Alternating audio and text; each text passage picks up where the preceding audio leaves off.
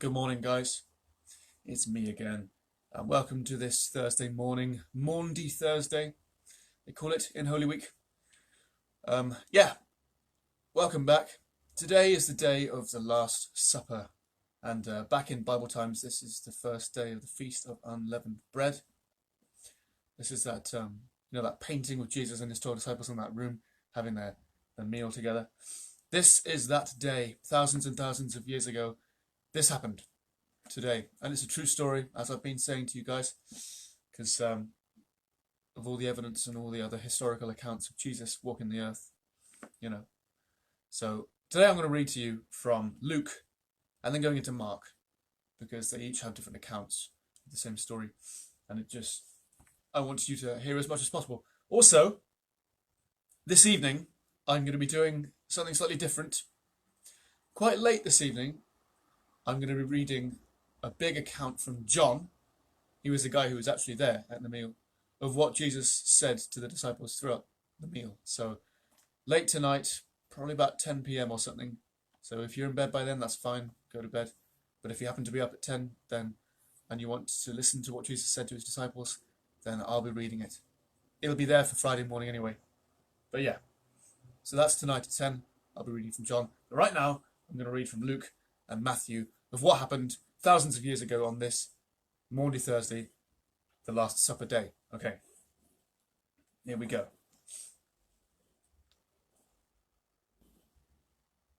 This is Luke 22.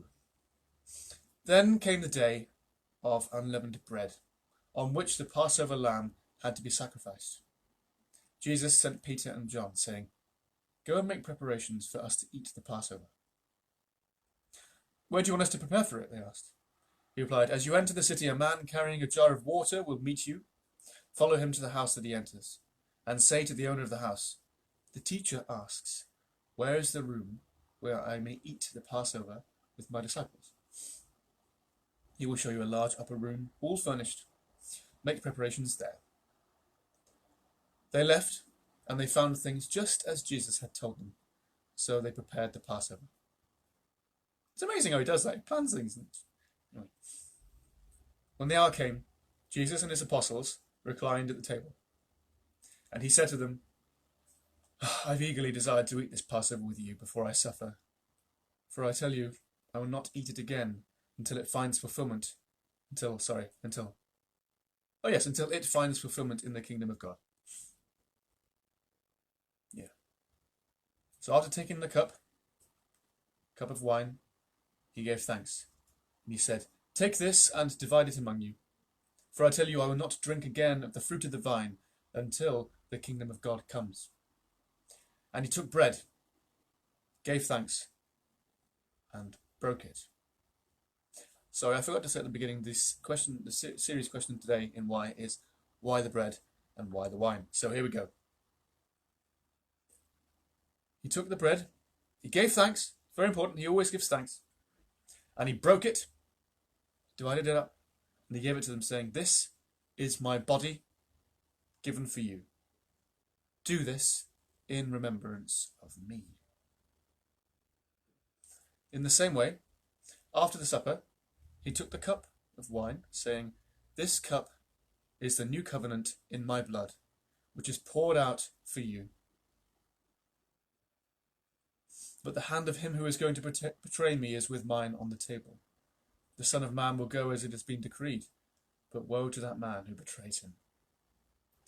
They began to question among themselves which of them it might be, and who would do this.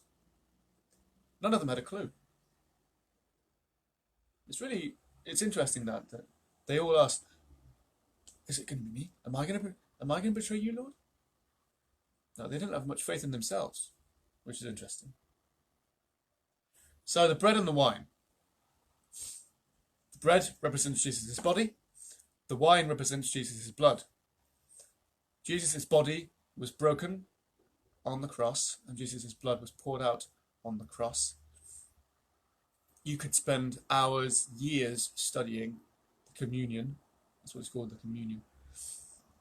But very simply, I'm just going to say that the body and the blood represents Jesus dying on the cross for the forgiveness of our sins. The forgiveness and the salvation of our very lives, basically. To make it as simple as I can.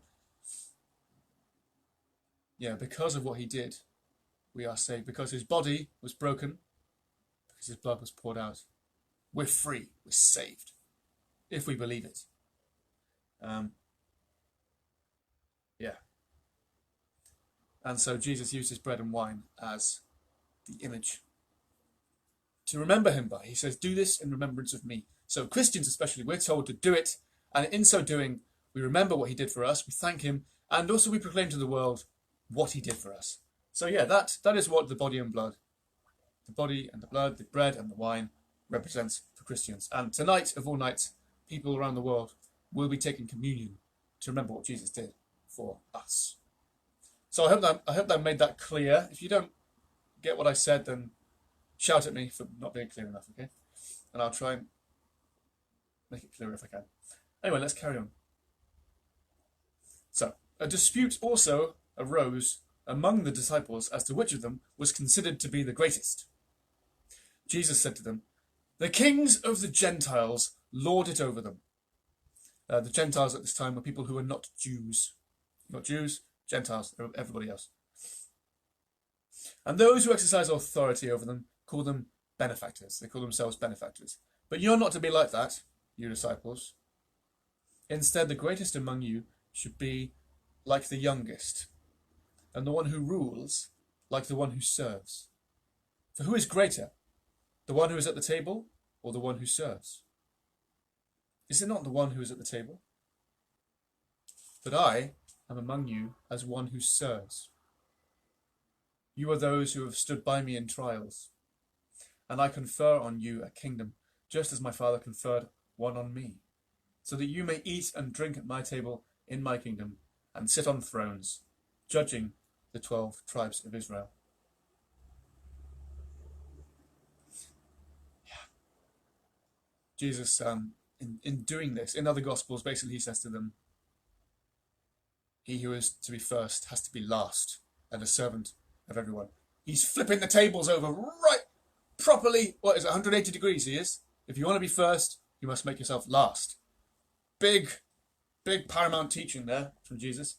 Anyway, Jesus then carries on. He says to Simon, that's Peter, the apostle.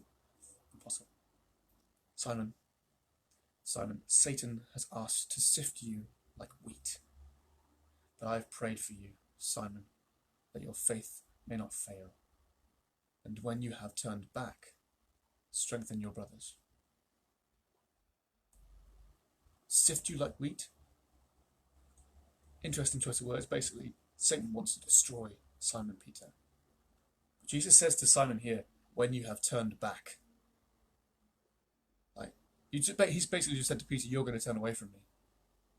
And of course, Peter, always the stubborn man, he said, Lord, I'm ready to go with you to prison and to death.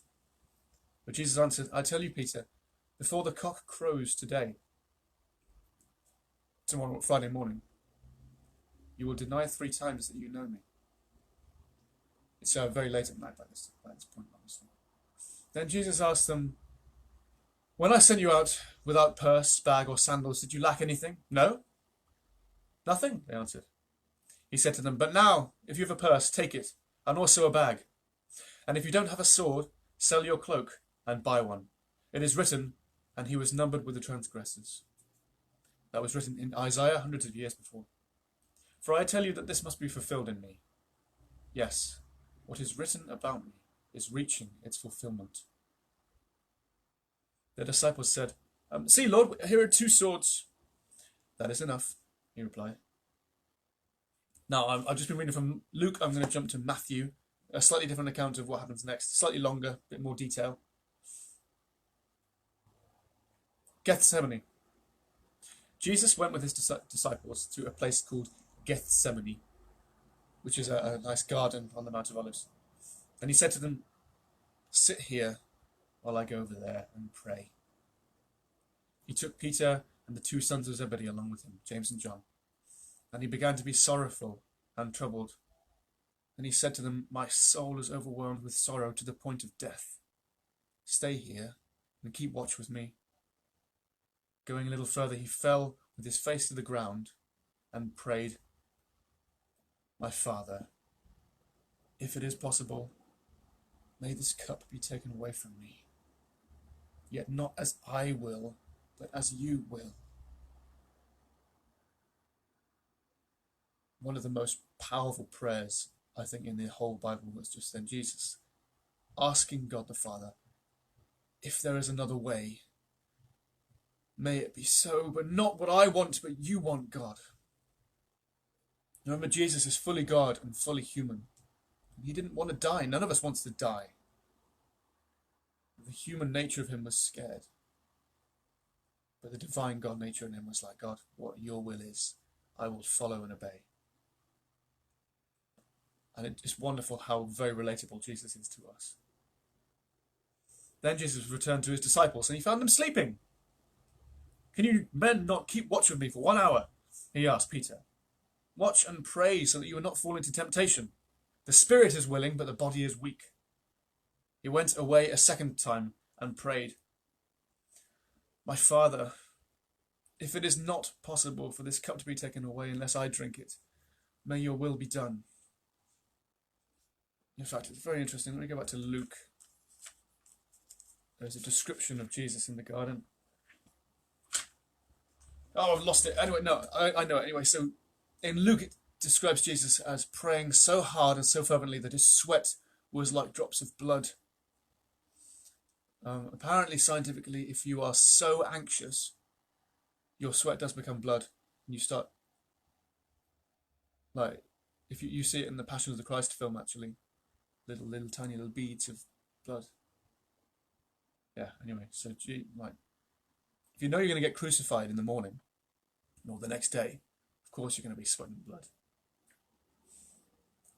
Anyway, when Jesus came back again, he found them sleeping once more because their eyes were heavy. So he left them and he went away once more and prayed the third time, saying the same thing. Imagine that. You're going to die tomorrow in probably in definitely the most horrible way anyone has died before. And you go to your friends for comfort and they're all sleeping. Even though you've asked them to stay awake, they've all fallen asleep again. Don't they care? Don't they know? Clearly not. They're really quite thick. Anyway, those are my words. So Jesus left them. Probably the most lonely he ever felt. Then he returned to the disciples. So he's gone back, he's prayed again, the same thing. Then he returned to the disciples and he said, Are you still sleeping and resting? Look, the hour is near, and the Son of Man is betrayed into the hand of sinners. Rise, let us go. Here comes my betrayer. While he was still speaking, Judas, one of the 12, arrived. With him was a large crowd, armed with swords and clubs, sent from the chief priests and the elders of the people. You remember I talked about them on Monday and Tuesday. Now, the betrayer, Judas, had arranged a signal with them. The one I kiss is the man. Arrest him. Going at once to Jesus, Judas said, Greetings, Rabbi. Rabbi meaning teacher. And he kissed him. Jesus replied, Friend, do what you came for. Then the men stepped forward, seized Jesus and arrested him. With that, one of Jesus' companions, his disciples, reached for the sword, drew it, and struck the servant of the high priest, cutting off his ear. Peter did it. Obviously it was Peter. But Jesus said, Put your sword back in its place.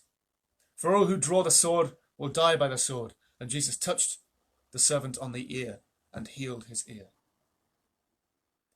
Jesus said, Do you think I cannot call upon my Father, and he will at once put at my disposal more than 12 legions of angels? But how then would the scriptures be fulfilled to say it must happen in this way? Jesus could have said, God help me.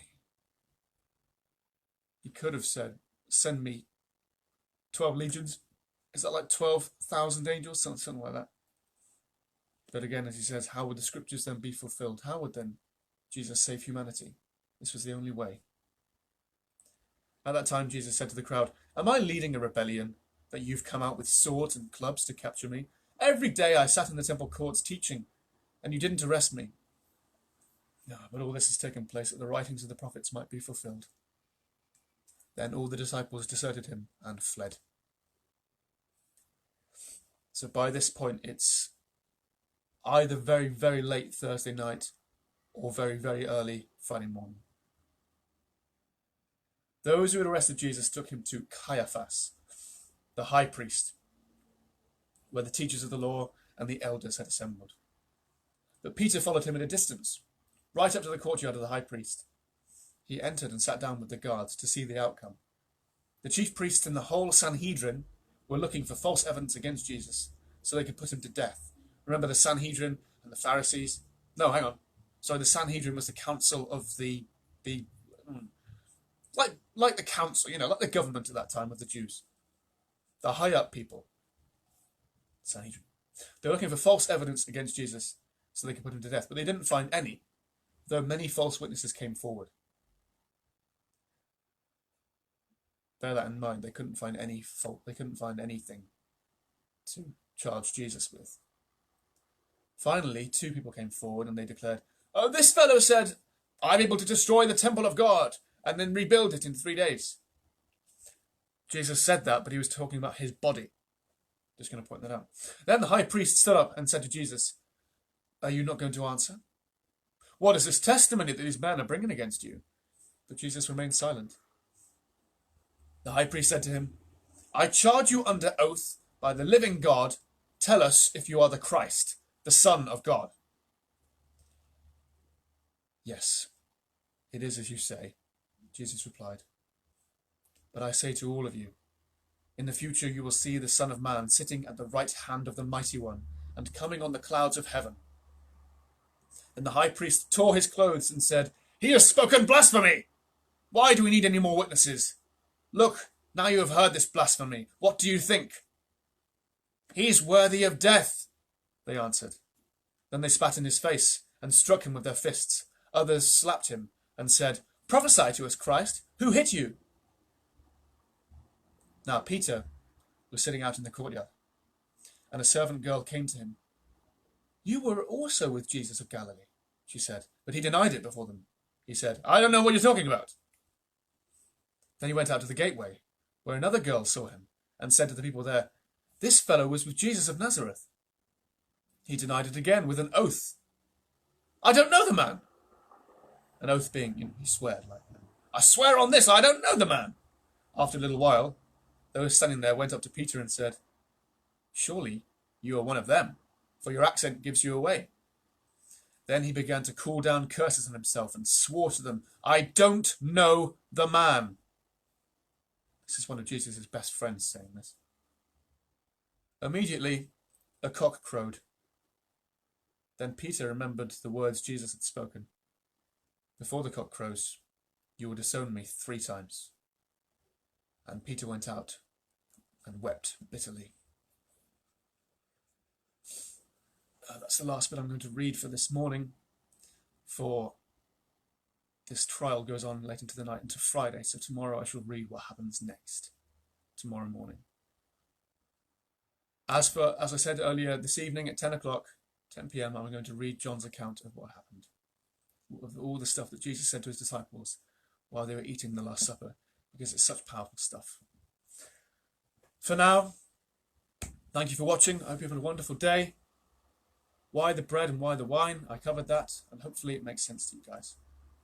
Have an amazing day, and I will see you at 10 p.m. tonight if you want, or tomorrow morning, or for 5:30 in the afternoon if you want to listen to the penultimate chapter of The Lion, the Witch, and the Wardrobe. God bless you guys. Bye.